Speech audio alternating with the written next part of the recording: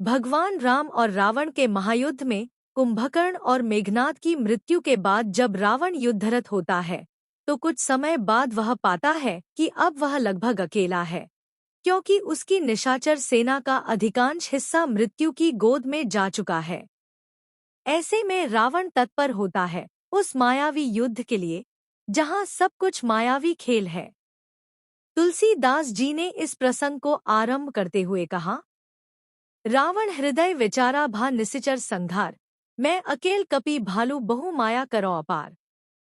वह एक अद्भुत युद्ध था जिसे रावण ने अपनी मायावी शक्तियों के सहारे लड़ा, लेकिन अंततः पराजित हुआ। भगवान राम की विजय ने हमारे लिए एक पर्व रचा है, जिसे याद करते हुए हम रावण का पुतला दहन करके उस महान विजय के प्रति अपनी श्रद्धा प्रकट करते हैं। रावण की मृत्यु के पश्चात रावण का एक भाई, जिसका नाम सहस्त्रानन था, जब उसे रावण के बढ़ का समाचार मिला तो वह राक्षस कुल के विनाश का प्रतिशोध लेने के लिए श्रीराम को युद्ध के लिए ललकारा। आज हम इस वीडियो में रावण के भाई सहस्त्रानन के वध की कथा सुनेंगे।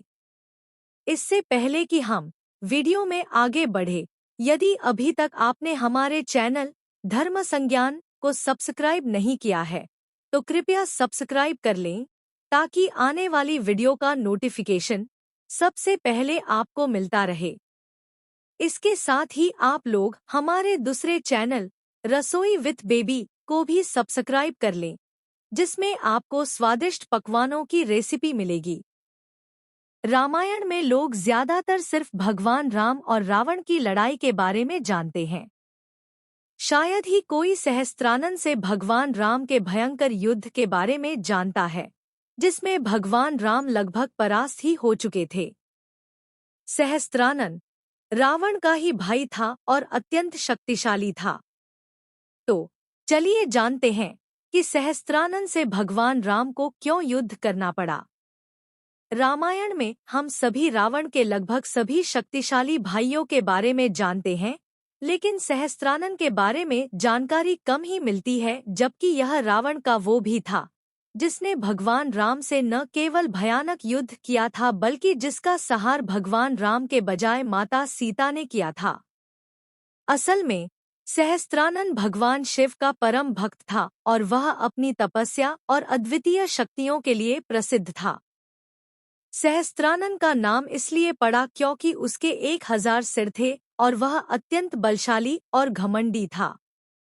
रावण के संहार और अयोध्या में भगवान राम के राज्याभिषेक के बाद भगवान राम और सहस्त्रानन का युद्ध हुआ।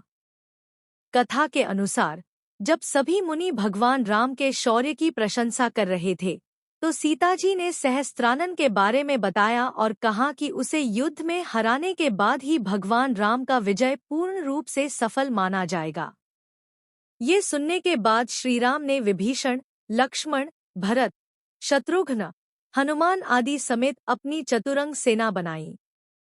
उस सेना के साथ उन्होंने सहस्रस्कंध पर चढ़ाई की, जहां सहस्रानन का शासन था। सीता भी इस सेना के साथ थी। रावण के वध के बाद सहस्त्रानन ने भगवान राम को युद्ध के लिए चुनौती दी थी। सहस्त्रानन को अपने भाई रावण का वध स्वीकार नहीं था। वह इसे अपने कुल का अपमान मानता था और भगवान राम से बदला लेना चाहता था। सहस्त्रानन को अपनी ताकत और शक्तियों पर अत्यधिक घमंड था। उसने भगवान राम को युद्ध में हराकर अपनी श्रेष्ठता सिद्ध करने का प्रयास किया। यह युद्ध अत्यंत भयंकर था। सहस्त्रानन ने अपने 1000 सिरों और शक्तिशाली अस्त्र शस्त्रों का उपयोग किया और भगवान राम की सेना को पूरी तरह से तहस-नहस कर दिया था। भगवान राम सहस्त्रानन पर अमोघ अस्त्र चलाया, लेकिन सहस्त्रानन ने उसे भी नष्ट कर दिया, जिससे भगवान राम निराश हो गए।